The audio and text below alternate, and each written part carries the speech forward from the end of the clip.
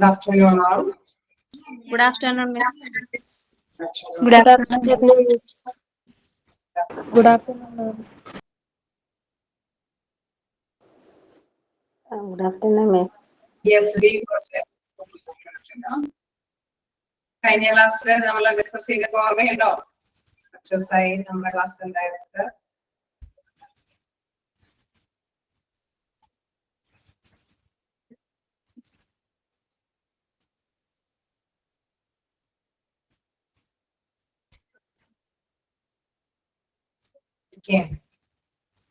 Post central studies supply department ആണ് നമ്മൾ എടുത്തത്. അത്യാവശ്യം എടുത്തതൊക്കെ വായിച്ചു നോക്കിയായിരുന്നോ?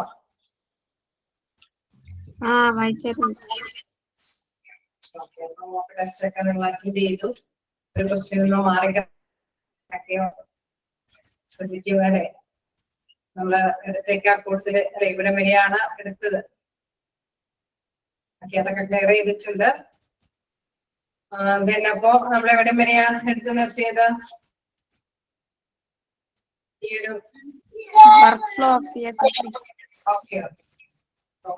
നമ്മൾ എടുത്തു നിർത്തിയത്. ഇതപ്പോ നമുക്ക് അതിന്റെ കണ്ടിന്യൂവേഷൻ എടുക്കാം. എന്താണ് CSV എന്നുള്ള കാര്യം ഓക്കെയാണോ? മെസ്സേജ് അയക്കാം. CSV എന്ന് പറയുന്നത് നമുക്ക് എന്തെങ്കിലും അണുക്കളൊക്കെ പറ്റി പിടിച്ചിരിക്കാൻ സാധ്യതയുണ്ട്. അപ്പൊ അണുവിൽ മുക്തമാക്കിയതിനു ശേഷം മാത്രമാണ് ആ എക്യുപ്മെന്റ്സ് ഒക്കെ ഉപയോഗിക്കാനായിട്ട് സാധിക്കുകയുള്ളൂ. അപ്പൊ അത് പ്രധാനമായിട്ട് നമുക്കറിയാം ആ ടൈമിൽ അല്ലെ കറക്റ്റ് ആയിട്ട് ആ സമയത്ത് തന്നെ എക്യുപ്മെന്റ്സ് അവൈലബിൾ ആക്കണം.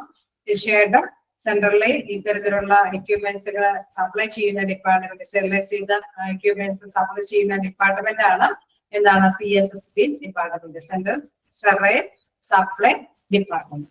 ഫസ്റ്റ് ആയിട്ട് മനസ്സിലാക്കി വെക്കാം. ഓക്കെ, നമുക്ക് നെക്സ്റ്റ് നോക്കാനുള്ളത് ഓർഗാനോഗ്രാം ആണ്. അതായത് അതിന്റെ ഫ്ലോ ചാർട്ട് അല്ലെ, അവിടെ വർക്ക് ചെയ്യുന്ന ഓഫീസേഴ്സുകളുണ്ട്, അവരുടെ ആ ഒരു ഫ്ലോ അല്ലെ, എത്രത്തോളം റെസ്പോൺസിബിലിറ്റി ആണ് ഓരോരുത്തർക്കും ഉള്ളത് അതനുസരിച്ചിട്ടുള്ള ഒരു ഡയഗ്രാം ആണ്. ജസ്റ്റ് ആ ഡയഗ്രാം മാത്രം മനസ്സിലാക്കിയാൽ മതി. അവര് ആരുടെ അണ്ടറിൽ അല്ലെ, ആരെയാണ് ആരുടെ മേലധികാരികൾ ആരാണെന്നുള്ളത്.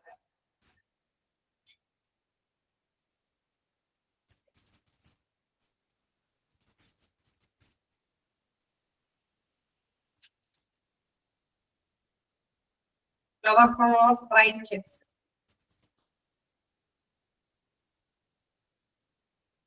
ഫ്ലോയില് ഇമ്പോർട്ടന്റ് ആണോ എന്ന് ചോദിച്ചു കഴിഞ്ഞാൽ ആരുടെ കീഴിലാണ് ഈ ഓരോരുത്തരും വരുന്നതെന്നുള്ളത് ജസ്റ്റ് മനസ്സിലാക്കി വെക്കാം. ഏറ്റവും ടോപ്പിലുള്ളത് ഓക്കെ CSSD ഇൻചാർജ് മാനേജർ ആണ്. Okay right, CSD in-charge manager ആണ്. ഓക്കെ റൈറ്റ് ആണ്.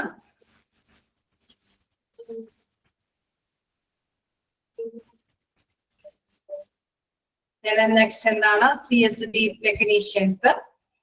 തേർഡ് എന്താണ് CSD അസിസ്റ്റന്റ് അല്ലെ, അവരുടെ ഇൻചാർജ് മാനേജർ ആയിരിക്കും ഏറ്റവും ടോപ്പ് ലെവലിലുള്ള പൊസിഷനിലുള്ളത്. അവർക്ക് കീഴിലായിരിക്കും ടെക്നീഷ്യന്മാര്. അവരുടെയും കീഴിലാണ് CSSD assistance, clerk, stock keeper, house keeping staff.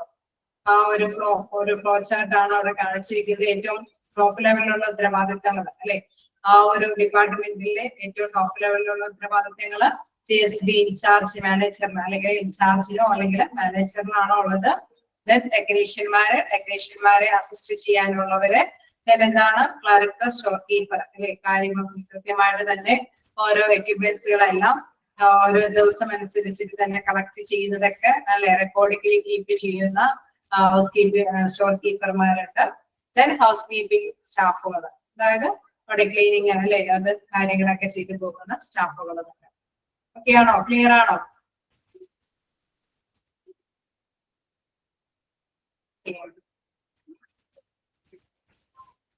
അപ്പൊ അതും ഒന്ന് ജസ്റ്റ് ഒന്ന് നോക്കിയേരെ, കാരണം ആരുടെ അണ്ടറിലാണ് വരുന്നത് എന്നുള്ള കാര്യം ഒന്ന് ഓർത്ത് വെച്ചേരെ. നെക്സ്റ്റ് ഭാഗം നോക്കാനുള്ളത് ഫങ്ഷണൽ ഏരിയ സെറ്റ് CSSD ആണ്.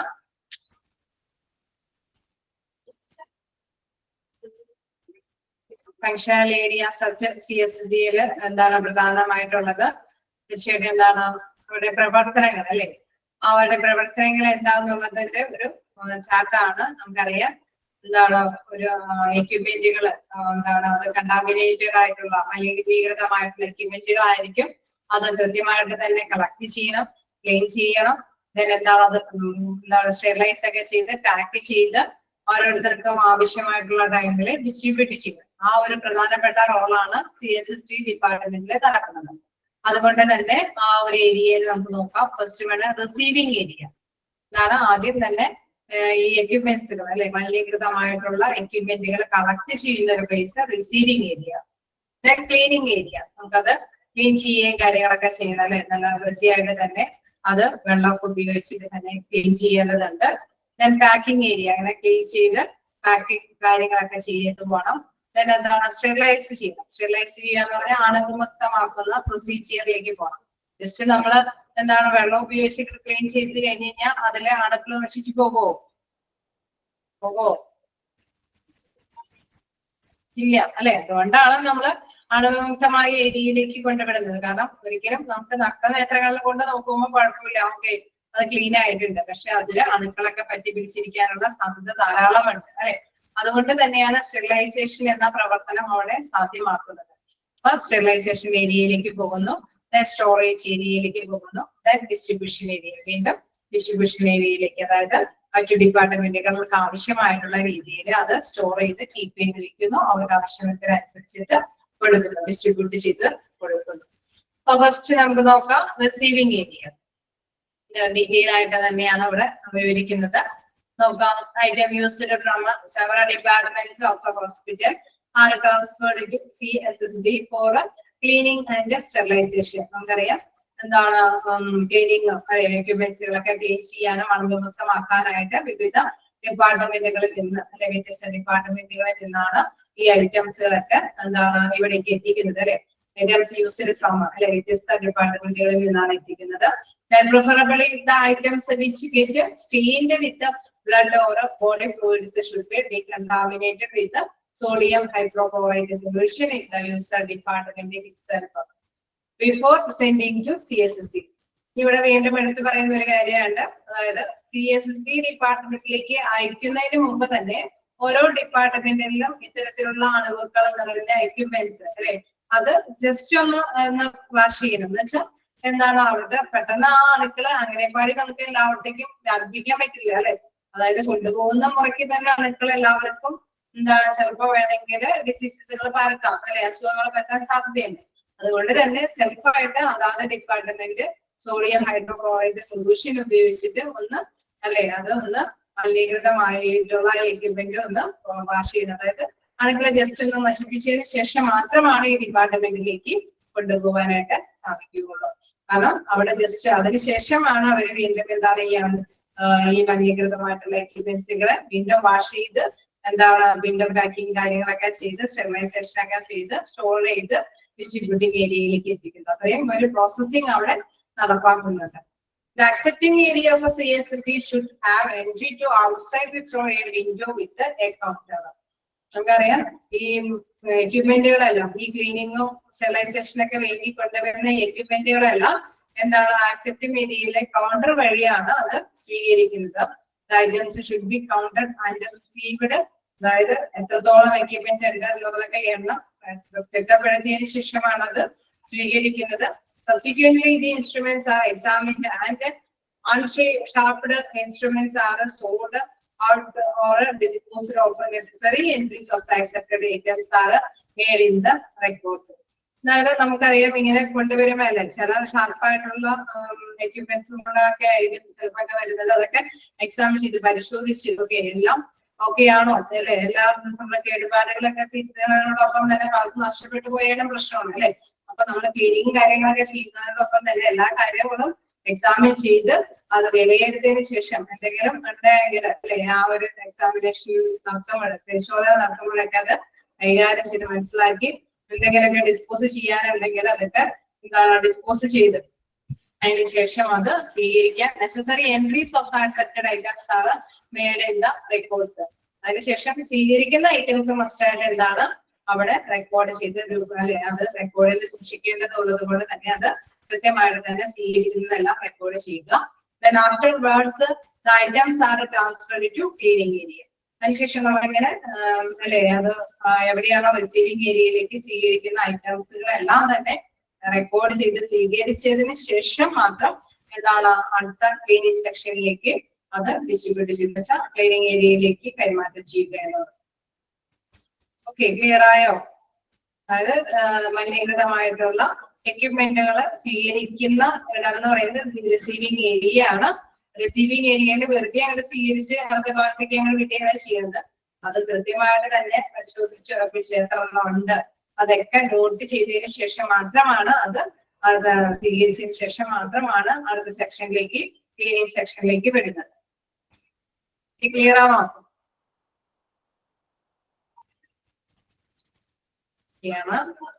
വായിച്ചു നോക്കണോ? എടുത്തോളം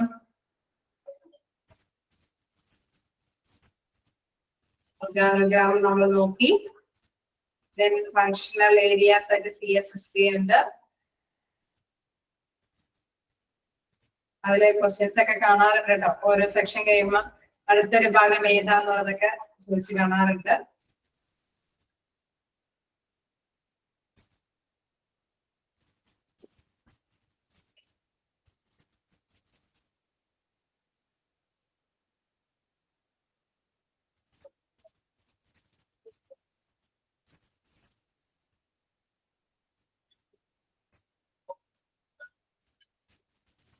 ഒരു ഭാഗത്തേക്ക് പോകാം.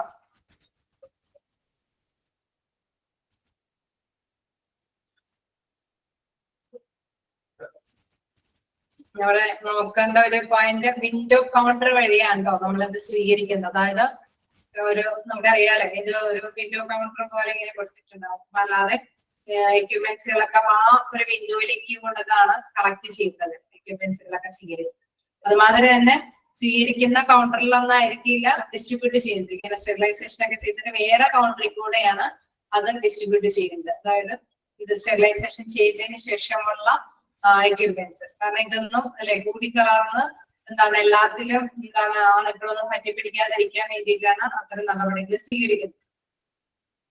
ഓക്കെ, ക്ലിയർ ആയോ? The sentence on the note is there. The accepting area of a CSB should be entry to outside so a window with the counter. The counter വഴിയാണ് അതൊക്കെ സ്വീകരിക്കുന്നത്. Then next ഭാഗത്തേക്ക് പോകാം.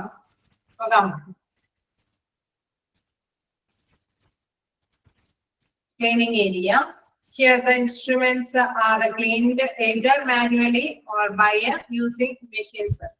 അല്ലെങ്കിൽ അല്ലെ മെഷീന്റെ കൈകൊണ്ടൊക്കെ ഉള്ള വെള്ളമൊക്കെ ഉപയോഗിച്ചിട്ട് സാധാരണ മാനുവലി നമുക്ക് ഈ ഇൻസ്ട്രുമെന്റ്സ് ഒക്കെ ക്ലീൻ ചെയ്യാം. അതല്ലെങ്കിൽ നമ്മൾ മെഷീൻ ഉപയോഗിച്ചിട്ട് തന്നെ ഈ ഇൻസ്ട്രുമെന്റ്സ് ഒക്കെ ഈ എക്യുപ്മെന്റ്സ് ഒക്കെ ക്ലീൻ ചെയ്യും. Manual washing with water supply, detergents and brushes of many size and shapes are needed in the area. നമുക്ക് മനസ്സിലാകുന്ന അതായത് ഒരു എക്യുപ്മെന്റിന്റെ പ്രത്യേകത അനുസരിച്ചിട്ട് നമുക്കറിയാം അതിന് വ്യത്യസ്ത തരത്തിലുള്ള വാഹനങ്ങളുണ്ടാവും അല്ലെ.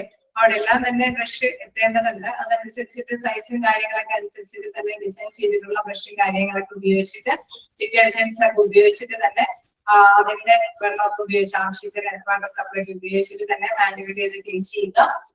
Ultrasonic pressure is A machine which is used for cleaning surgical tools. അതായത് മെഷീൻ എന്ന് പറയുമ്പോൾ അൾട്രാസോണിക് വാഷറൊക്കെ ഉപയോഗിച്ചിട്ട് തന്നെയാണ് അത് ആ എക്യുപ്മെന്റ്സുകളെല്ലാം തന്നെ വാഷ് ചെയ്യുന്നതായിട്ട് ക്ലീൻ ചെയ്യുന്നത്.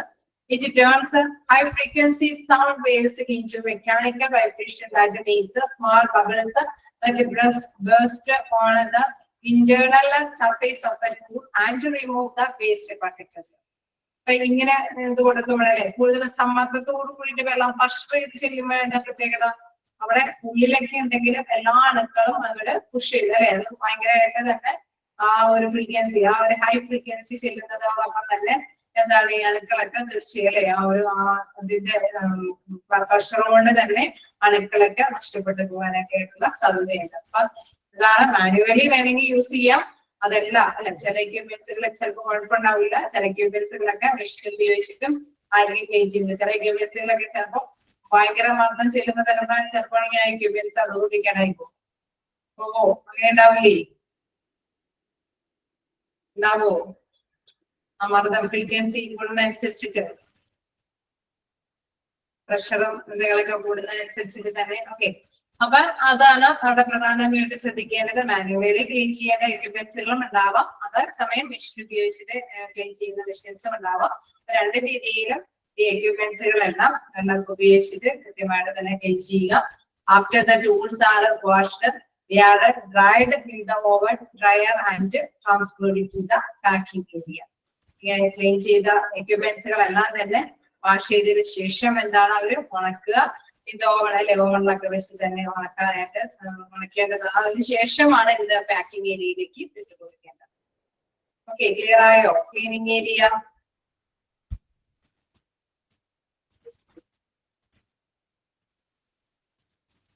ക്ലിയർ ആണ്. ഓക്കെ, ഇപ്പൊ ക്ലീനിങ് ഏരിയയില് രണ്ട് രീതിയിൽ നമുക്ക് എക്യുപ്മെന്റ്സുകൾ ക്ലീൻ ചെയ്യാമെന്ന് വിളിച്ചു. ഏതൊക്കെ രീതിയിലാണ്?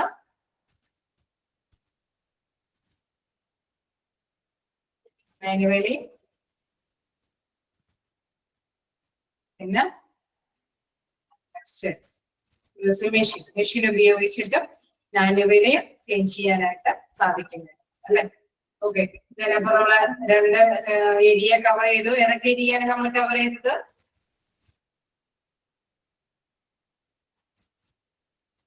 ഏതൊക്കെ ഏരിയയാണ് നമ്മൾ കവർ ചെയ്തത്? റിസീവിംഗ് ഏരിയ കവർ ചെയ്തു. Next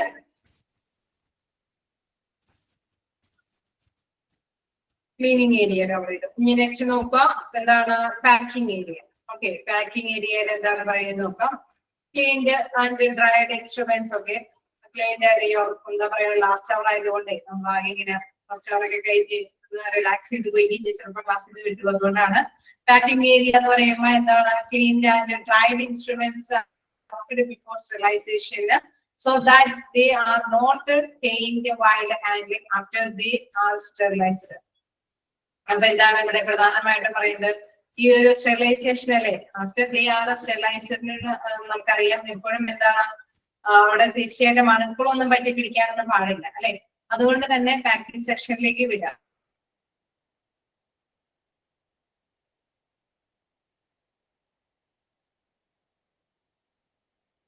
So that they are not tainted while handling after the sterilization. അതായത് ഒരിക്കലും എന്താണ് സ്റ്റെറിലൈസേഷൻ നടത്തിയതിനു ശേഷം എന്താണ് പിന്നെ അണുക്കളൊന്നും അതിമ പറ്റി പിടിക്കാൻ പാടില്ല അല്ലെ. ചെയ്ത് പറ്റി പിടിക്കാനൊന്നും പാടില്ല. അതുകൊണ്ട് തന്നെ പാക്കിംഗ് സെക്ഷനിലേക്കാണ് വിടുന്നത്. സ്റ്റെറിലൈസേഷൻ നടത്തി ആ പാക്കിങ്ങിലേക്ക് കൊടുത്ത് നമുക്ക് വിട്ടുകളയാം അല്ലെ. അപ്പൊ അതായത് സ്റ്റോർ ചെയ്ത് സൂക്ഷിക്കാനായിട്ട് സാധിക്കും. അപ്പൊ മോസ്റ്റ് ഓഫ് അതാണ് പ്രധാനമായിട്ട് പാക്കിംഗ് സെക്ഷനിലേക്ക് വിടുന്നത്. കാരണം ഇനിയൊന്നും അണുക്കൾ അതിമ പറ്റി പിടിക്കാൻ പാടില്ല. Then next is നോക്കാം. Most of the item are packed on trays which are covered with a double layer of cotton cloth. Paper and bulbs are also available. Effective but costly plastic bags are used for interior sterilization. അതായത് sealing machine is used. Guys നമുക്കറിയാം ഈ എക്യുപ്മെന്റ്സിന്റെ ഒക്കെ പ്രത്യേകത എന്താണ്? അതൊക്കെ sharp അല്ലെ, ഒരു മൂർച്ചയുള്ള സാധനങ്ങളൊക്കെ ആയിരിക്കും അല്ലേ എക്യുപ്മെന്റ് ഒക്കെ ആണോ? അപ്പൊ ഇതൊക്കെ പാക്ക് ചെയ്യുന്നതിനും ഒരു പ്രത്യേകത ഉണ്ട് അല്ലെ. ട്രേ ഒക്കെ ഉപയോഗിച്ചിട്ടൊക്കെ ആയിരിക്കും നമ്മള് ട്രേയിലൊക്കെ ആയിരിക്കും എക്യുപ്മെന്റ്സുകളൊക്കെ വെക്കുന്നത്. ഇൻ കേസ് ക്ലീനിങ് കാര്യങ്ങളൊക്കെ കഴിഞ്ഞിട്ട് അതിനുശേഷം അത് കവർ ചെയ്യും അല്ലെ. ഡബിൾ ലെയർ കോട്ടൺ ഒക്കെ ഉപയോഗിച്ചിട്ട് കവർ ചെയ്യും. അതല്ലെങ്കിൽ പേപ്പർ കവർ അല്ലെ, എംബ്രല കപ്പ് ഉപയോഗിച്ചിട്ട് അത് കവർ ചെയ്യും. പ്ലാസ്റ്റിക് ഏതെങ്കിലും ക്ലോസ് ചെയ്യും അല്ലെ. അതിലേക്ക് മറ്റണുക്കളൊന്നും പറ്റി പിടിക്കാത്ത തക്ക വിധത്തിൽ അത് ക്ലോസ് ചെയ്യും. ഈ ജിയോ സ്റ്റെറിലൈസേഷൻ അല്ലെ, ആ ഒരു ഏത് രീതിയിലാണെങ്കിലും നമുക്ക് ഈ സ്റ്റെറിലൈസേഷൻ കാര്യങ്ങളൊക്കെ നമുക്ക് നടത്താനായിട്ട് ഈ ജിയോ എന്ന് പറയുന്നത് എന്താണ്? എത്തിലൈൻ ഓക്സൈഡ് അല്ലെ. അതായത് നമ്മുടെ സ്റ്റെറിലൈസേഷൻ നടത്തുന്നത് പല രീതിയിലുണ്ട് അല്ലെ. ആ ഒരു വ്യത്യസ്ത രീതിയിൽ നമ്മൾ സ്റ്റെറിലൈസേഷൻ ഒക്കെ നടത്തുമ്പോൾ ഗ്യാസ് ഒക്കെ ഉപയോഗിച്ചിട്ട് സ്റ്റെറിലൈസേഷൻ ഒക്കെ നടത്താം. അപ്പൊ അതെന്താണ്? അവിടെ പ്രോഡക്റ്റുകൾക്കൊക്കെ അണുവിമുക്തമാക്കേണ്ടത് കെമിക്കലി നമ്മൾ യൂസ് ചെയ്യുന്ന സ്റ്റെറിലൈസേഷൻ ഫംഗ്ഷൻ ഒക്കെ നടക്കുന്നുണ്ട്. ഇറ്റിയോന്റെ ഫുൾ ഫോം ജസ്റ്റ് നിങ്ങളൊന്ന് നോട്ട് ചെയ്ത് നോക്കോളൂ. ഇറ്റിയോ എന്ന് പറയുന്നത് എത്തിലൈൻ ഓക്സൈഡ്. എത്തിലൈൻ ഓക്സൈഡ് ആണ്.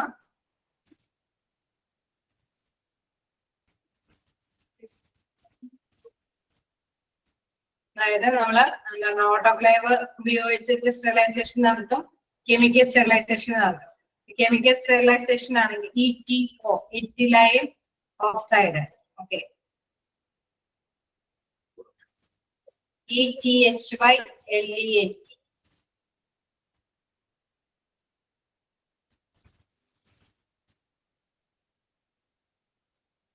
Oxide OXIDE. ഓക്കെ,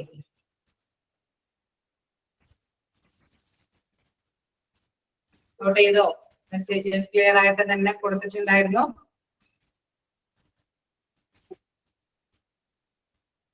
ഈ മെഷീൻ ഉപയോഗിച്ചിട്ട് സ്റ്റെറിലൈസേഷൻ നമ്മൾ നടത്തുമ്പോൾ തീർച്ചയായിട്ടും എന്താണ് അവിടെ പ്ലാസ്റ്റിക് ബാഗ് ഒക്കെ ഉപയോഗിച്ചിട്ട് തന്നെ കവർ ചെയ്യും.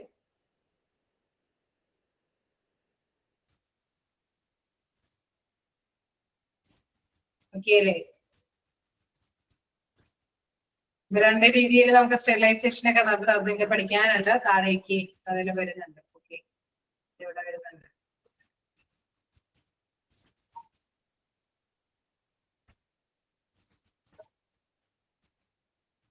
കേട്ടോ?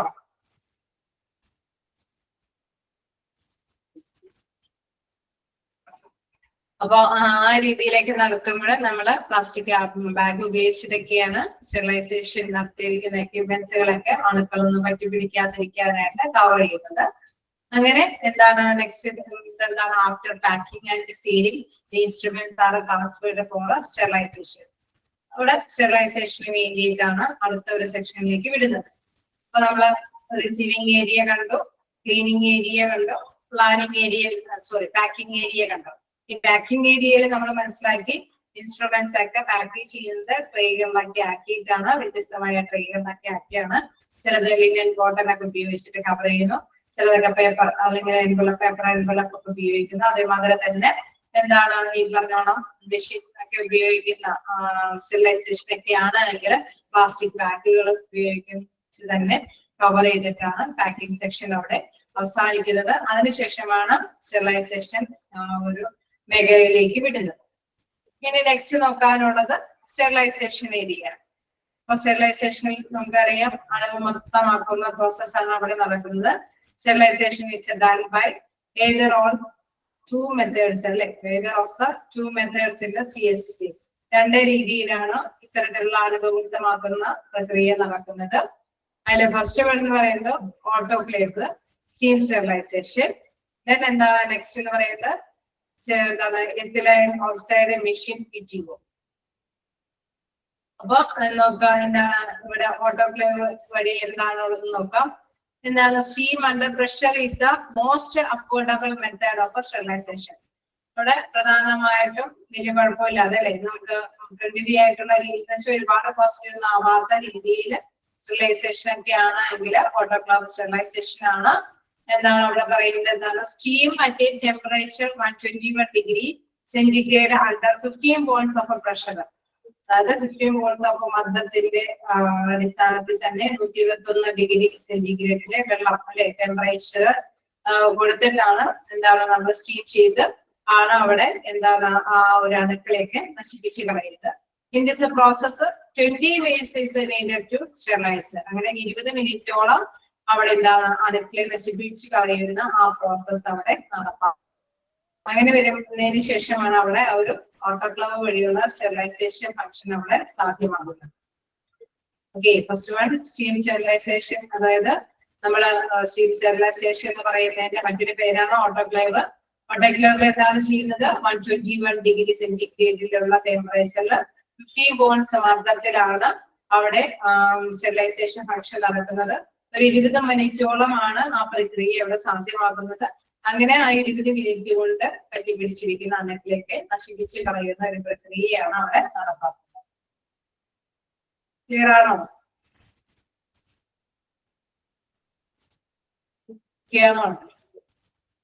ഓക്കെ, നെക്സ്റ്റ് നോക്കുകയാണെങ്കിൽ എത്തിലൈൻ ഓക്സൈഡ് മെഷീൻ അല്ലെ. എത്തിലൈൻ ഓക്സൈഡ് മെഷീനിൽ എന്താ പ്രധാനപ്പെട്ട കാര്യം പറയുന്നത്, കെമിക്കൽ ഗ്യാസ് സ്റ്റെറിലൈസേഷൻ. അതായത് കെമിക്കൽ ആണ് അവിടെ ഉപയോഗിക്കുന്നത്. അപ്പൊ കെമിക്കൽ ഉപയോഗിച്ചിട്ട് തന്നെ സ്റ്റെറിലൈസേഷൻ ആണ് നടത്തുന്നത്. കെമിക്കൽ ഗ്യാസ് സ്റ്റെറിലൈസേഷൻ ആണ്. എത്തിലൈൻ എന്ന് പറയുന്ന ഗ്യാസ് ആണ് അവിടെ അതിന് വേണ്ടിയിട്ട് എടുക്കുന്നത്. This method is primarily used for heat responsive and moisture responsive material like cardiac catheters, plastic items and endoscopies.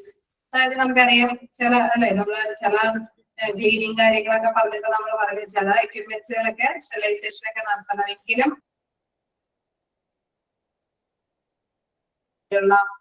സാധനങ്ങൾ അതല്ലേ കാര്യങ്ങളൊക്കെ ഉപയോഗിക്കുന്ന എക്യുപ്മെന്റ്സ് അല്ലെങ്കിൽ കാർഡിയക് കത്തീറ്റേഴ്സ് എന്നൊക്കെ പറയുമ്പോൾ നമുക്കറിയാം പെട്ടെന്നല്ലേ ഹാർട്ടുമായി ബന്ധപ്പെട്ട ഡിസീസസ് ചെയ്യാതെ അല്ലെങ്കിൽ എന്താണ് സാധാരണ രീതിയിലുള്ള പെട്ടെന്നുള്ള ഒരു ബൈപ്പാസ് സർജറി ഒന്നും ചെയ്യാതെ തന്നെ എന്തെങ്കിലും അല്ലേ നമുക്ക് ചെയ്യാൻ പറ്റുന്ന തരത്തിൽ ഒരു ട്യൂബൊക്കെ ഉപയോഗിച്ചിട്ട് തന്നെ ചെറിയ രീതിയിലൊക്കെ എന്താണ് നമ്മുടെ ബ്ലഡിന്റെ ഫ്ലോയൊക്കെ കൈകാര്യം ചെയ്യുന്ന ഒരു രീതിയാണ്. അപ്പൊ അതിനൊക്കെ ഉപയോഗിക്കുന്ന എക്യുപ്മെന്റുകളെല്ലാം ഏത് രീതിയിൽ സ്റ്റെറിലൈസേഷൻ നടത്താം? നമ്മുടെ chemical gas sterilisation.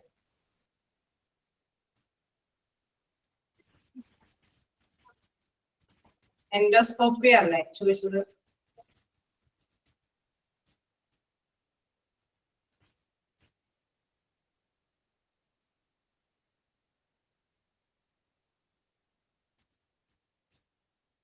Okay, endoscopy എന്ന് പറയുന്നതും ഇങ്ങനെ തന്നെയാണ്. അതായത് വായുവിലൂടെ ട്യൂബിന്റെ അല്ലെ ചെറിയ ട്യൂബൊക്കെ കിടത്തി വിട്ടിട്ട് അതിന്റെ അറ്റത്തൊക്കെ എന്താണ് ചെറിയ ഒരു ഫോട്ടോ ഒക്കെ എടുക്കാനുള്ള സംവിധാനം ഉണ്ടാവും. തീർച്ചയായിട്ടും അത് വായുവിലൂടെ കിടത്തി വിട്ടിട്ടായിരിക്കും. നമ്മുടെ ഡൈജഷൻ പ്രോസസ്സിന് എന്തെങ്കിലുമൊക്കെ പ്രോബ്ലംസ് ഒക്കെ ഉണ്ടാവില്ലേ, അവിടെ സ്റ്റൊമക്കില് എന്തെങ്കിലും അസ്വസ്ഥതകളൊക്കെ ഉണ്ടെങ്കിൽ പെട്ടെന്ന് തന്നെ കണ്ടുപിടിക്കാനായിട്ടുള്ള ഒരു എക്യുപ്മെന്റ് ആണ്.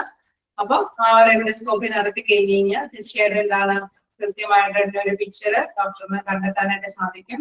അതിൽ നിന്ന് എന്താണ് അല്ലെ രോഗിക്ക് പേഷ്യന്റിന് എന്താണ് പ്രോബ്ലം എന്ന് പെട്ടെന്ന് തന്നെ ഡയഗ്നോസിസ് ചെയ്യാനും ട്രീറ്റ്മെന്റ് നടത്താനൊക്കെ സാധിക്കും. അപ്പൊ അവിടെയും ആ ഒരു എക്യുപ്മെന്റ് ഉപയോഗിക്കണം അല്ലെ. ഈ എക്യുപ്മെന്റുകളൊക്കെ എന്താണ് അണുക്കളെ വെട്ടിപ്പിടിച്ചിരിക്കാൻ സാധ്യതയുണ്ട്. നമ്മള് എന്താണ് ഈ എക്യുപ്മെന്റുകളെല്ലാം തന്നെ അണുമുക്തമാക്കിയതിനു ശേഷമാണ് വീണ്ടും വീണ്ടും ഉപയോഗിക്കാനായിട്ട് സാധിക്കുകയുള്ളൂ. അപ്പൊ ഈ അണുവിമുക്തമാക്കുന്ന ഈ പ്രോസസ്സ് നടത്തുന്നത് എന്താണ് കെമിക്കൽ ഗ്യാസ് സ്റ്റെറിലൈസേഷനൊക്കെ ഉള്ള ആ ഒരു രീതിയിലാണ് ആ പ്രോസസ്സ് നടത്തുന്നത്. ക്ലിയർ ആണോ? അതൊരു മെഡിക്കൽ ഡിവൈസ് ആണ്. എന്തിനു വേണ്ടിയിട്ടുള്ളത്? എന്തെങ്കിലും സ്റ്റൊമക്കുമായി ബന്ധപ്പെട്ടൊക്കെയുള്ള അസുഖങ്ങളൊക്കെ അല്ലെ ഏതെങ്കിലും പെട്ടെന്ന് അല്ലെ ഇൻ കേസ് അതിനുള്ളിലേക്ക് കടത്തിക്കിട്ടിട്ട് അസുഖങ്ങൾ പെട്ടെന്ന് കണ്ടുപിടിക്കാനായിട്ടുള്ള ഒരു എക്യുപ്മെന്റ് ആണ്. ക്ലിയർ ആയോ?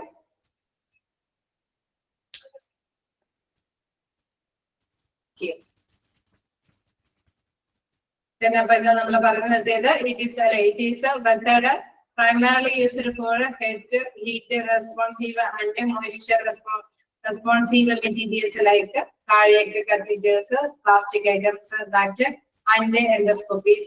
Okay, അപ്പൊ ചെറിയ ചെറിയ അത്തരത്തിലുള്ള എക്യുപ്മെന്റ്സുകളെല്ലാം കൈകാര്യം ചെയ്യാനായിട്ട് ഈ കെമിക്കൽ ഗ്യാസ് സ്റ്റെറിലൈസേഷൻ നടപ്പാക്കുന്നത്. It is closely machine and uses poisons gas due to which it is necessary to make sure that these items are to be free of gas molecules before using them on patient. Okay, so ഇത്തരത്തിലുള്ള sterilisation ഒക്കെ നടത്തിയിരിക്കുന്ന equipments ഒന്നുകൂടി confirm ചെയ്യുക. അതായത് ഉറപ്പ് വരുത്തണം എന്ത് കാര്യം? അതിനെയൊന്നും ഒട്ടും മോളിക്യൂൾസ് ഒന്നും അല്ലെ ഈ ഉപയോഗിച്ചിരിക്കുന്ന കെമിക്കൽസിന്റെ ഒരു കണ്ടന്റ് ഒന്നും അതിനെ പറ്റി പിടിച്ച് ഉറപ്പ് വരുത്തിയതിനു ശേഷമാണ് സ്റ്റെറിലൈസേഷൻ ഫംഗ്ഷൻ അവിടെ എന്താണ് ഫൈനലൈസ് അതായത് അവസാനിപ്പിക്കാനായിട്ട് പാടുള്ളൂ. Client cycle take up 8 to 12 hours. അതായത് 8 മുതൽ 12 മണിക്കൂർ വരെ ഈ പ്രോസസ്സ് നമുക്ക് എന്താണ് നടപ്പാക്കാവുന്നതാണ്. അതായത് അത്രയും സമയം കൊണ്ടാണ് ഇതിലെ അളവുകളൊക്കെ നഷ്ടപ്പെട്ട് പോകുന്നത്. ക്ലിയർ ആയോ?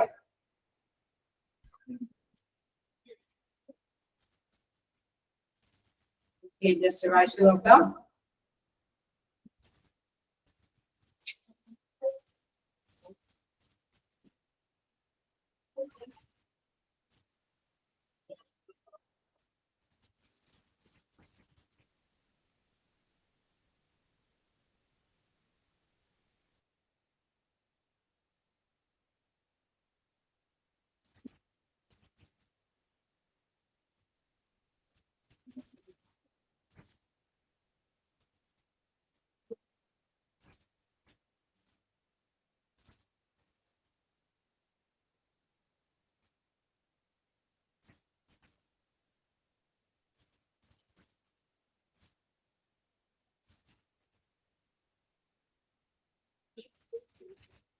Okay.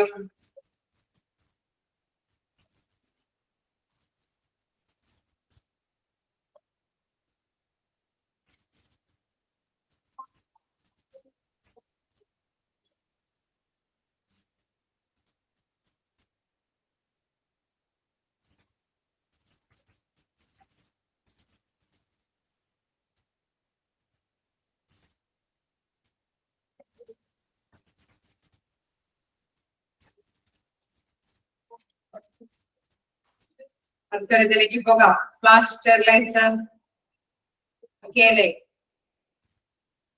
നിങ്ങളെല്ലാ ഒരു സെന്റിഗ്രേഡ് ഒക്കെ ഒന്ന് നോട്ട് ചെയ്തേ കേട്ടോ. 121 ഡിഗ്രി സെന്റിഗ്രേഡ് ആണ് നമ്മള് എന്താണ് ഓട്ടോക്ലേവ് സ്റ്റെറിലൈസേഷനിൽ വരുന്നത്. അതേസമയം ഫ്ലാഷ് സ്റ്റെറിലൈസറിൽ നമുക്ക് വേറൊരു ഡിഗ്രിയാണ് ടെമ്പറേച്ചർ വരുന്നത്. അതുകൊണ്ട് അത് മാറി പോകാതിരിക്കാനൊക്കെ ആയിട്ട് ശ്രദ്ധിക്കണം. നമുക്ക് നെക്സ്റ്റ് നോക്കാം ഫ്ലാഷ് സ്റ്റെറിലൈസർ. Flash sterilizer എന്താണെന്ന് നോക്കാം.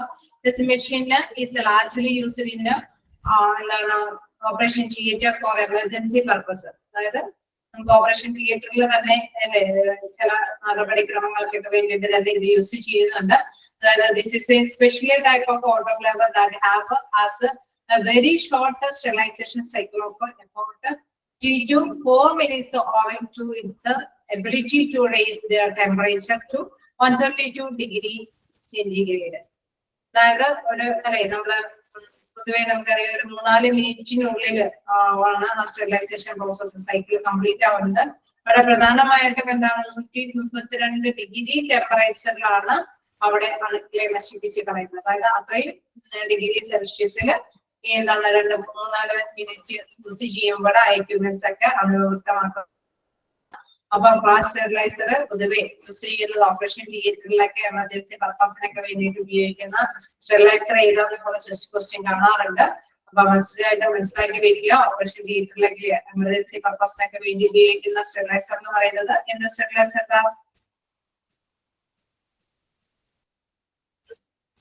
Okay, flash steriliser. നമ്മൾ 3 സ്റ്റെറിലൈസറിനെ കുറിച്ചിട്ടാണ് മനസ്സിലാക്കിയത്. ഒന്ന് എന്താണ് ഓട്ടോക്ലാവ് അല്ലെങ്കിൽ സ്റ്റീം സ്റ്റെറിലൈസേഷൻ. തന്നെ ഓക്കെ ഫ്ലാഷ് ഓക്കെ പഠിച്ചു പോകാനായിട്ടാണ് ഞാൻ അങ്ങനെ ചോദിച്ചത്. തന്നെ ethylene oxide machine. Okay, ethylene oxide machine എന്ന് പറയുമ്പോൾ കെമിക്കൽ ഗ്യാസ് സ്റ്റെറിലൈസേഷൻ ആണ് അവിടെ വരുന്നത്. മറ്റേ രണ്ടും നമുക്കറിയാം അല്ലെ, അവിടെ സ്റ്റീം അല്ലെ, സ്റ്റീം ആണ് പ്രധാനമായിട്ട് സ്റ്റെറിലൈസേഷൻ രീതിയിൽ വരുന്നത്.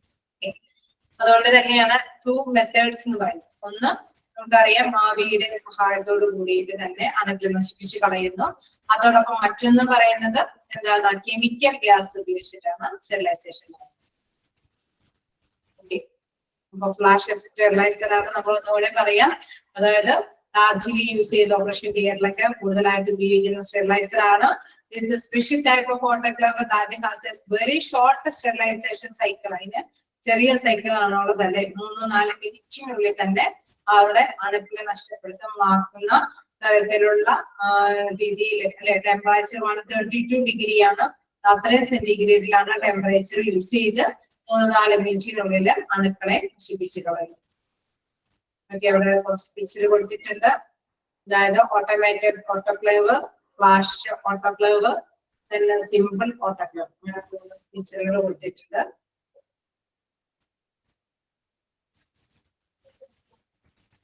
അപ്പൊ 2 തരത്തിലുള്ള സ്റ്റെറിലൈസേഷൻ ഓക്കെ അല്ലേ? ഇവിടെ 3 ഉണ്ടല്ലോ എന്നുള്ള ഒരു കൺഫ്യൂഷൻ വേണ്ട. ഇത് രണ്ടും സെയിം ആണ്, സ്റ്റീം അല്ലെ? ഓക്കെ, മറ്റേതാണ് കെമിക്കൽ വെച്ചിട്ടുള്ള സ്റ്റെറിലൈസേഷൻ.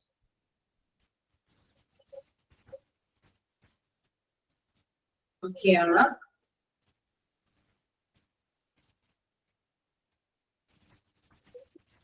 നമുക്ക് അടുത്തൊരു പോയിന്റിലേക്ക് പോവാം.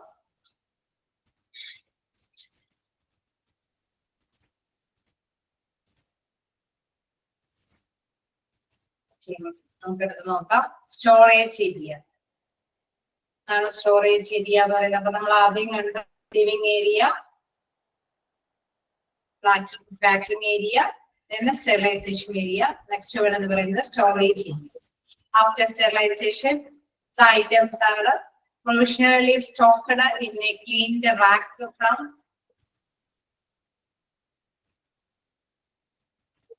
okay. cleaned, racked from where they are issued to the user departments. First in, first out is the principle of follow the in the replacement of in keeping demand of the department. അതായത് നമ്മൾ store ചെയ്ത് വെക്കും അല്ലെ, ഈ കാര്യങ്ങളൊക്കെ കഴിഞ്ഞിട്ട് നമ്മൾ equipments store ചെയ്ത് വെക്കും. നമുക്കറിയാം വിവിധ ഡിപ്പാർട്ട്മെന്റിന്റെ ഓപ്പറേഷന്റെ സമയത്ത് അവരുടേതായിട്ടുള്ള രീതിയിലേക്ക് ആവശ്യമായിട്ടുള്ള എക്യുപ്മെന്റ്സുമായി ബന്ധപ്പെട്ട് കണക്ട് ചെയ്തത് സെൻട്രലൈസ്ഡ് ഡിപ്പാർട്ട്മെന്റിനാണ്. അപ്പൊ സെപ്പറേറ്റ് ഡിപ്പാർട്ട്മെന്റിനെ ബന്ധപ്പെടുമ്പോൾ അവര് തീർച്ചയായിട്ടും അവർക്ക് ഓരോ തിയേറ്റേഴ്സിനും ആവശ്യമായിട്ടുള്ള എക്യുപ്മെന്റ് അവർക്ക് വേണ്ടി സപ്ലൈ ചെയ്യും, അതായത് നൽകേണ്ടതാണ് എന്ന്. അപ്പൊ തീർച്ചയായിട്ടും ഇവിടെ എന്താണ് ഇവിടെ പറയുന്നത്, after sterilization the items are professionally stocked in a claimed rack from where they are issued to the user department. അതായത് യൂസർ ഡിപ്പാർട്ട്മെന്റ് കൊടുക്കുന്ന അനുസരിച്ചിട്ട് തന്നെ അല്ലെ, അവിടെ കൃത്യമായിട്ട് തന്നെ അവിടെ എല്ലാ സാധനങ്ങളും അവിടെ സ്റ്റോക്ക് ചെയ്ത് വെച്ചിട്ടുണ്ടാവും. അതായത് ഈ ഫംഗ്ഷനുകളൊക്കെ നടത്തിയതിനു ശേഷം first in first out FIFO method, അതായത് not ചെയ്തേര് is the principle to follow the replacement of a sterile in keeping department demand department. ഇപ്പൊ ഡിപ്പാർട്ട്മെന്റ് എല്ലാവരും കൂടി ഒന്നിച്ച് ആവശ്യപ്പെടുകയാണെങ്കിൽ നമുക്കറിയാം ആദ്യം ആരാണോ ആവശ്യപ്പെട്ടത് ഫസ്റ്റ് ഔട്ട് അല്ലെ, ആരാണോ ആദ്യം ആവശ്യപ്പെട്ടത് ആ പ്രിൻസിപ്പിൾ ആണ് അവിടെ ഫോളോ ചെയ്യുന്നത്. റീപ്ലേസ്മെന്റ് അത് അനുസരിച്ചിട്ട് തന്നെ അവർക്ക് അവരുടെ ഡിമാൻഡ് ആദ്യം അവർ ആവശ്യപ്പെട്ടോ അതനുസരിച്ചിട്ട് തന്നെ അവർക്ക് സപ്ലൈ ചെയ്യുന്ന ഒരു രീതിയാണ് ഇവിടെ ഫോളോ ചെയ്യുന്നത്. സിക്സ്ത് വേർഡ് നോക്കുക, ഡിസ്ട്രിബ്യൂഷൻ ഏരിയ. ക്ലിയർ ആയോ?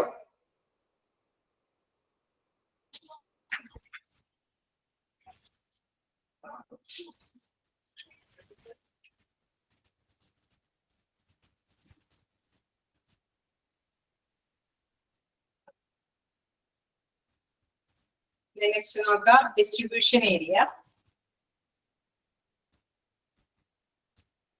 ഡിസ്ട്രിബ്യൂഷൻ ഏരിയയിൽ എന്താ ചെയ്യുന്നത് നമുക്കറിയാം, വിതരണം ചെയ്തു അല്ലെ. It should be away from the accepting area and they must have a window with a counter. അതായത് നമ്മൾ ഇതേമാതിരി തന്നെ റിസീവിങ് ചെയ്ത മാതിരി തന്നെ കൗണ്ടർ വഴിയാണ് നമ്മൾ ഈ equipments. In modern hospitals, there may be a different lift elevators for shifting the sterile materials to user department. അതായത് മോഡേൺ നമുക്ക് ആധുനിക കാലഘട്ടത്തിനനുസരിച്ചിട്ട് വലിയ വലിയ ഹോസ്പിറ്റലുകളൊക്കെ വ്യത്യസ്തമായിട്ടുള്ള ലിഫ്റ്റുകളുണ്ട് അല്ലെ. അതിങ്ങനെ അതായത് ഇത്തരത്തിലുള്ള സ്റ്റെറിലൈസേഷൻ ഒക്കെ കഴിഞ്ഞിരിക്കുന്ന ഇതുകളൊക്കെ അതാണ് എല്ലാ ലിഫ്റ്റിലൂടെ ഒന്നും പാസ് ചെയ്യില്ല. അതിന് അതിൻ്റെതായിട്ടുള്ള ലിഫ്റ്റ് ഉപയോഗിച്ചിട്ട് മാത്രം, കാരണം അണുക്കളൊന്നും അതിന് പറ്റിപ്പിടിക്കാതിരിക്കാൻ വേണ്ടിയിട്ട് അതിന്റെ അല്ലെ ഇത്തരത്തിലുള്ള സ്റ്റെറിലൈസ്ഡ് ആയിട്ടുള്ള എക്യുപ്മെന്റ് പോകുന്നതിന് അതിന് സെപ്പറേറ്റ് ആയിട്ടുള്ള ഒരു ലിഫ്റ്റ് ഒക്കെ ഉണ്ട്. അതൊക്കെ വഴി മാത്രമാണ് എന്താണ് ഓരോ ഡിപ്പാർട്ട്മെന്റിനൊക്കെ ആയിട്ട് സപ്ലൈ ചെയ്യുന്നത് അല്ലെ. അതാണ് അവിടെ എടുത്തു പറയുന്നത്. ഞാൻ എന്താ പറയുന്നത്, അതോ ഓരോ ഡിപ്പാർട്ട്മെന്റിന് ആവശ്യമായിട്ടുള്ള എക്യുപ്മെന്റ്സ് മസ്റ്റായിട്ട് തന്നെ അവിടെ ലിസ്റ്റ് ചെയ്ത് കൊടുക്കേണ്ടതുണ്ട്. It should be away from accepting area and must have a window with the counter. ആ അക്സെപ്റ്റിംഗ് ഏരിയയിൽ നിന്ന് അകലെയായിരിക്കും, അതായത് അത് ഒന്നിച്ച് മിക്സ് ചെയ്ത് പോവാതിരിക്കാൻ തക്ക ശ്രദ്ധ കേന്ദ്രീകരിക്കും. റിസീവിംഗ് ഏരിയയിൽ നിന്ന് വ്യത്യസ്തമായിട്ടുള്ള അകലത്തിലായിരിക്കും എന്താണ് ഇങ്ങനെ ഡിസ്ട്രിബ്യൂട്ടിംഗ് ഏരിയ ഉണ്ടാവുക. എന്താ പറയുന്നത്, അവിടെയും എന്താണ് ഒരു വിൻഡോ വഴിയായിട്ടായിരിക്കും ഡിസ്ട്രിബ്യൂട്ട് ചെയ്യുന്നത്. ഇൻ കേസ് നമുക്കറിയാം വലിയ വലിയ ഹോസ്പിറ്റൽ മോഡേൺ ഹോസ്പിറ്റലൊക്കെ ആണെങ്കിൽ അതിന് സ്റ്റെറിലൈസേഷൻ ചെയ്തിട്ടുള്ള എക്യുപ്മെന്റ്സ് മാത്രം ഉണ്ടാവാനായിട്ടുള്ള ലിഫ്റ്റും കാര്യങ്ങളൊക്കെ സംവിധാനങ്ങളൊക്കെ ഉണ്ട് എന്നുള്ളതാണ് പറയുന്നത്. ഓക്കെയാണോ? നെക്സ്റ്റ് വായിച്ചു നോക്കാം.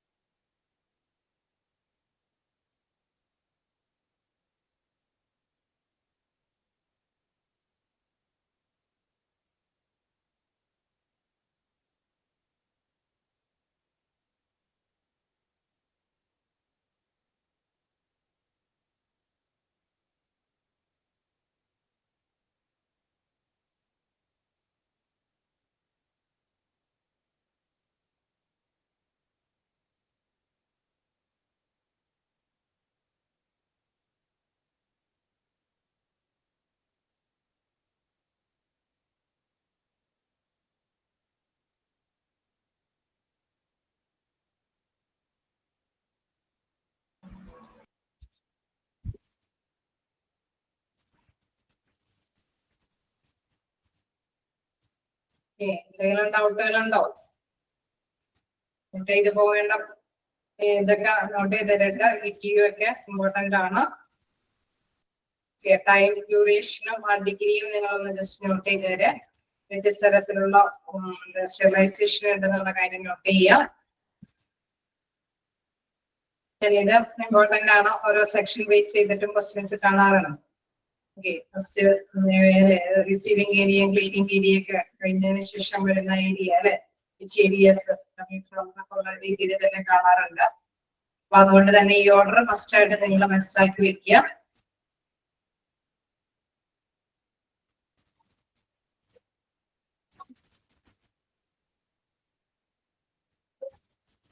ഫസ്റ്റ് ഔട്ട് എന്നുള്ള രീതിയിലാണ് ഡിസ്ട്രിബ്യൂഷൻ നടത്തുന്നത് എന്നുള്ള കാര്യം കാണാറുണ്ട്.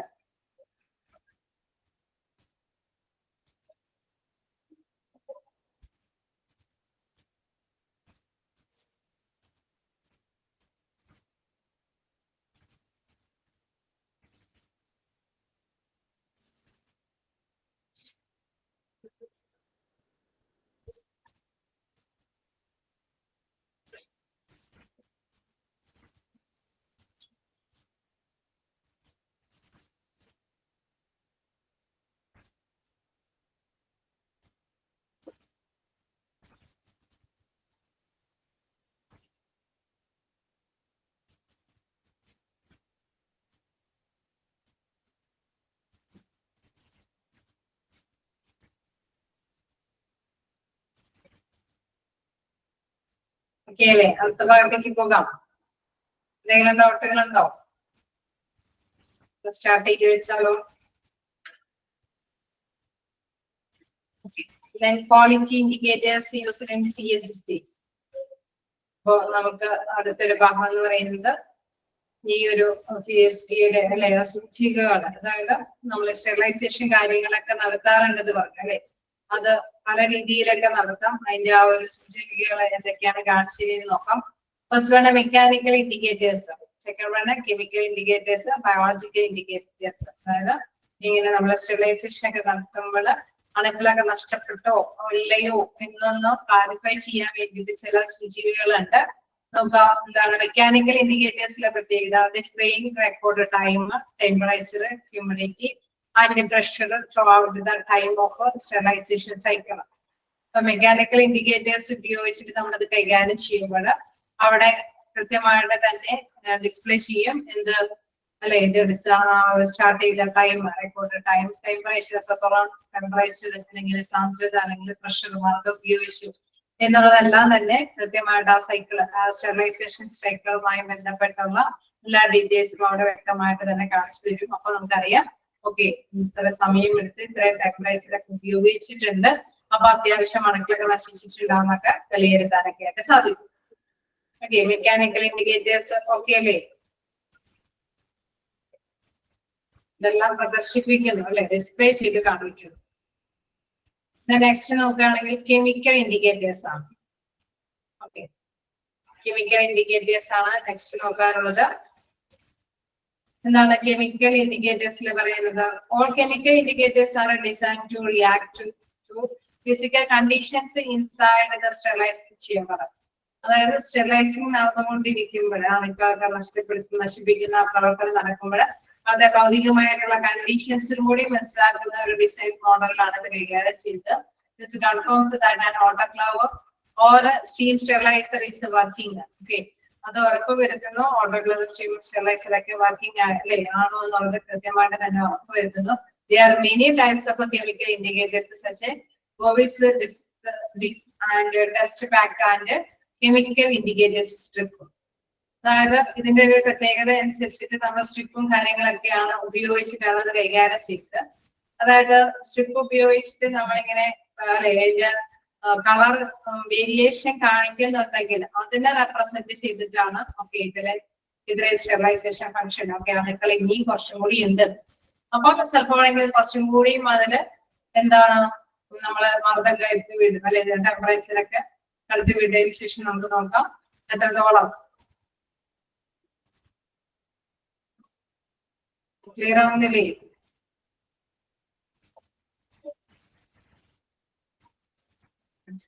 വോയിസിന് എന്തെങ്കിലും ബ്രേക്ക് വന്നോ? ആദ്യം വരൂ.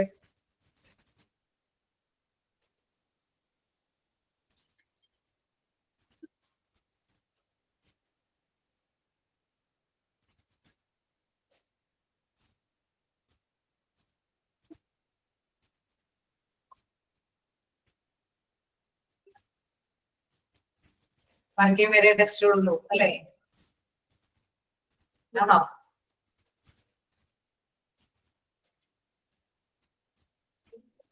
എല്ലാവരും ടെസ്റ്റ് അത്രയേ ഉള്ളൂ. ഓക്കെ, നിങ്ങളെ വിഷമിക്കണ്ട, അത്രയും പഠിച്ചാൽ മതി. കാരണം ഇത് പഠിച്ച് നിങ്ങൾ ആകെ കൺഫ്യൂഷൻ ആക്കണ്ട. ഓക്കെ, ഇത് പഠിക്കണമെങ്കിൽ തന്നെ മനസ്സിലാക്കണമെങ്കിൽ തന്നെ ഒരുപാട് ഡീറ്റെയിൽസ് അതുമായി ബന്ധപ്പെട്ട് പഠിക്കാനുണ്ട്. കൺഫ്യൂഷൻ ഉണ്ടാക്കുന്ന ഒരു ഭാഗമാണ്. ക്വസ്റ്റ്യൻസ് ഇതുമായി ബന്ധപ്പെട്ടൊന്നും കാണാറുമില്ല, നിങ്ങളാകെ കൺഫ്യൂഷൻ ആകാറില്ല. അപ്പൊ അത്രയും പേര് ജസ്റ്റ് പഠിച്ചാൽ മതി. ഓക്കെ, അതായത് അതിൽ പ്രത്യേകിച്ച് chemical indicators are design to react physical conditions inside the stream can chamber. അതായത് അവിടെ അണുക്കൾ നഷ്ടപ്പെട്ടോ ഇല്ലയോ എന്നും കൂടി അനലൈസ് ചെയ്യാനായിട്ടുള്ള ഒരു റിയാക്ഷൻ അല്ലെ, ഒരു ഫിസിക്കൽ കണ്ടീഷനും കൂടി മനസ്സിലാക്കാനായിട്ടുള്ള രീതിയിലാണ് അതൊരു രൂപകൽപ്പന ചെയ്തത്. Confirm that an autoclave or steam sterilizer is working. Okay, ഇത് വർക്ക് ചെയ്യുന്നുണ്ടോ, നല്ല രീതിയിൽ തന്നെ പ്രവർത്തിക്കുന്നുണ്ടോ എന്നൊക്കെ ഇത് സ്ഥിരത ഉറപ്പുവരുത്താനായിട്ടും സാധിക്കുന്നു എന്നുള്ളതാണ്. അതായത് അണുക്കൾ നഷ്ടപ്പെട്ടിട്ടുണ്ടെങ്കിൽ അല്ലെങ്കിൽ കുറച്ചും കൂടി അണുക്കൾ നഷ്ടപ്പെടാനുണ്ടെങ്കിൽ അവിടെ ഒരു വേരിയേഷൻസ് കാണിക്കും. അത് നിങ്ങൾക്ക് ഒരു കൺഫ്യൂഷൻ ഉണ്ടാകുന്ന ഭാഗമാണ്. പക്ഷെ ക്വസ്റ്റ്യൻസും അതിൽ നിന്ന് കാണാറൊന്നുമില്ല. അതുകൊണ്ട് തന്നെ നിങ്ങൾ ബുദ്ധിമുട്ടി പഠിക്കുകയും വേണ്ട. ഓക്കെ, ക്ലിയർ ആയോ? ഓക്കെ ആണോ? നമുക്ക് അടുത്ത ഭാഗങ്ങളിലേക്ക് നോക്കാനുണ്ട്. ഓക്കെ, ബയോളജിക്കൽ ഇൻഡിക്കേറ്റേഴ്സ് എന്താണെന്ന് നോക്കാം. Biological indicators are also known in the name of bio indicators. എന്താണ് അതിനെ മറ്റൊരു പേരിലും കൂടി അറിയപ്പെടാം, bio indicators. They are living creatures such as micro organisms. അതായത് സൂക്ഷ്മ ജീവികളുടെ ഒരു ഉണ്ടോ ഇല്ലേ അല്ലെ, അവ ജീവിച്ചിരിക്കുന്നുണ്ടോ എന്നുള്ളത് അത് മനസ്സിലാക്കുന്ന ഒരു രീതി കൂടിയാണ്. Then they used to confirm sterilization performance to vary the sterilization procedures, display the sterilization effect of the production process, etc. അതായത് ബയോളജിക്കൽ സ്റ്റെറിലൈസേഷൻ നടത്തുമ്പോൾ ഇവിടെ നിങ്ങൾ മനസ്സിലാക്കേണ്ട ഒരു കാര്യം, കെമിക്കൽ സ്റ്റെറിലൈസേഷൻ നടത്താം, ബയോളജിക്കൽ അതായത് സൂക്ഷ്മജീവികള് അല്ലെ, അതില് ആ ഒരു ടെസ്റ്റ് ട്യൂബില് സൂക്ഷ്മജീവികളെയും കൂടി ഉൾപ്പെടുത്തിക്കൊണ്ട് എന്താണ് സ്റ്റെറിലൈസേഷൻ ഫംഗ്ഷൻ നടക്കും. അവിടെ ആ അണുക്കൾ നഷ്ടപ്പെടുന്നുണ്ടെങ്കിൽ ഓട്ടോമാറ്റിക്കലി എന്താണ് ഈ ട്യൂബിലുള്ള അണുക്കളും നഷ്ടപ്പെട്ടിട്ടുണ്ടാവും, നശിച്ചു പോയിട്ടുണ്ടാവും. ഓക്കെ, അതേപോലെ തന്നെ കെമിക്കല് ഇവിടെ കുറച്ച് സ്ട്രിപ്സുകൾ കാണിച്ചിട്ടുണ്ട് അല്ലെ. അവിടെ ഈ സ്ട്രിപ്സുകൾ കാണിക്കുന്നതനുസരിച്ചിട്ട് ഇതിന്റെ കളർ വേരിയേഷൻസ്, അതായത് ഈ കളറ് അല്ലെ തീർച്ചയായിട്ടും വേറൊരു ചേഞ്ചിങ് കാണിക്കുന്നുണ്ട് എങ്കിൽ അതിനനുസരിച്ചിട്ട് തന്നെ വേരിയേഷൻ എഫക്ട് ചെയ്യാനായിട്ട് മനസ്സിലാക്കിയെടുക്കാൻ സാധിക്കും. ഓക്കെ, അവിടെ എന്താണ് വിചാരിച്ച രീതിയിൽ അണുക്കൾ നഷ്ടപ്പെട്ടിട്ടുണ്ട് അല്ലെ. അങ്ങനെ ഒരു കൃത്യമായിട്ട് തന്നെ ഒരു ഇൻഫോർമേഷൻസ് ആ ഒരു ഇതിലൂടെ മനസ്സിലാക്കിയെടുക്കാനായിട്ട് സാധിക്കും. അപ്പൊ സ്റ്റെറിലൈസേഷൻ ഫംഗ്ഷൻ നടക്കുന്നതോടൊപ്പം തന്നെ എന്താണ് അതിൽ അണുക്കൾ നമുക്കറിയാം. സ്റ്റെറിലൈസേഷൻ എന്തിനു വേണ്ടിയിട്ടാണ് നടത്തുന്നത്? ഇതിനു വേണ്ടിയിട്ടാണ് സ്റ്റെറിലൈസേഷൻ നടത്തുന്നത്, പ്രൊസീജിയർ നടത്തുന്നത്. സ്റ്റെറിലൈസേഷൻ എന്തിനു വേണ്ടിയാണ് നടത്തുന്നത്? അറിയില്ല. അണുക്കളെ നശിപ്പിക്കാൻ അല്ലെ. ഓക്കെ, അണുവിമുക്തമാക്കാൻ അല്ലെ, അണുക്കളെ നഷ്ടപ്പെടുത്താൻ വേണ്ടിയിട്ട്. അപ്പൊ എന്താണ് ഫോർ പ്രൊട്ടക്ഷൻ. ഓക്കെ, നമ്മള് അണുക്കളെയൊക്കെ നശിപ്പിച്ച് കളയാൻ, ഓക്കെ, ബാക്ടീരിയ എല്ലാത്തിനെയും നശിപ്പിച്ച് കളയാൻ വേണ്ടിയിട്ടാണ് നമ്മൾ അണുവിമുക്തമാക്കാനായിട്ടുള്ള സ്റ്റെറിലൈസേഷൻ നടത്തുന്നത്. അപ്പൊ ഈ സ്റ്റെറിലൈസേഷൻ നടന്നോ ഇല്ലേ എന്ന് മനസ്സിലാക്കാൻ വേണ്ടിയിട്ട് എന്താണ് അവിടെ ഒന്നില്ലെങ്കിൽ അണുക്കൾ അല്ലെ ജീവികള് സൂക്ഷ്മ ജീവികളെ തന്നെ ആ ഒരു പ്രൊസീജിയറിനോടൊപ്പം തന്നെ അവിടെ ഇതുകൊണ്ടാണ് ആ ഒരു ടെസ്റ്റ് ട്യൂബ് പോലത്തെ ഇതിൽ കാണിച്ചിരിക്കുന്നത്. അപ്പൊ ഇവിടെ ജീവനോട് കൂടിയുള്ള ഇതുകൾ ഉണ്ടെങ്കിൽ അത് ഇനിയും അവശേഷിക്കുന്നുണ്ടെങ്കിൽ സ്റ്റെറിലൈസേഷൻ പൂർണ്ണമായിട്ടില്ല. ആ ജീവികള് ഫുള്ളായിട്ട് നശിച്ചു പോവുകയാണെങ്കിലാണ് സ്റ്റെറിലൈസേഷൻ അവിടെ പൂർണ്ണമാകുന്നത്. അതുമാതിരി തന്നെ ഈ കളർ സ്ട്രിപ്പില് കളറെല്ലാം തീർത്ത് മാറുന്നുണ്ട് എങ്കിൽ അല്ലെങ്കിൽ ചേഞ്ചബിൾ ആകുന്നുണ്ടെങ്കിൽ അതിൽ ഓരോ വ്യത്യസ്തമായിട്ടുള്ള രീതിയായിരിക്കും. എന്തായാലും അതിൽ ആ രീതി അനുസരിച്ചിട്ട് മാറ്റങ്ങൾ വരുന്നുണ്ട് എങ്കിൽ അതിനർത്ഥം അവിടുത്തെ അണുക്കൾ നഷ്ടപ്പെട്ടിട്ടുണ്ട് എന്നുള്ള രീതിയാണ്. ഓക്കെ, ക്ലിയർ ആയോ? സൂചികകളുടെ പ്രത്യേകത ഒന്ന് നമുക്കറിയാം, വെളുത്ത ടൈമും എടുത്ത സമയം എന്താണ്, പ്രഷറും എത്രത്തോളം സമയം, എത്രത്തോളം ടെമ്പറേച്ചർ എന്നൊക്കെ ഡിസ്പ്ലേ ചെയ്യുന്ന മെക്കാനിക്കൽ ഇൻഡിക്കേറ്റേഴ്സ്. മറ്റൊന്ന് നമ്മൾ നേരത്തെ പറഞ്ഞ മാതിരി എന്താണ് chemical indicators. Third one biological indicators. Clear ആണ്? ജസ്റ്റ് വായിച്ചു നോക്കാം.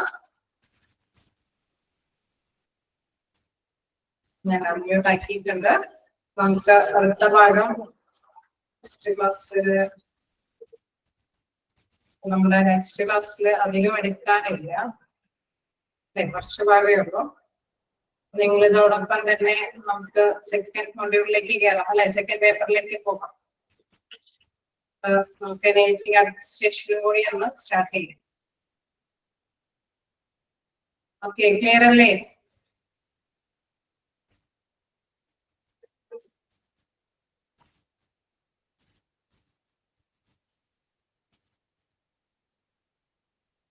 ഓക്കെ, അപ്പോൾ നമുക്ക് നെക്സ്റ്റ് ക്ലാസ് കാണാം. Thank you. Thank you, ma'am. Thank you, miss. Thank you, ma'am.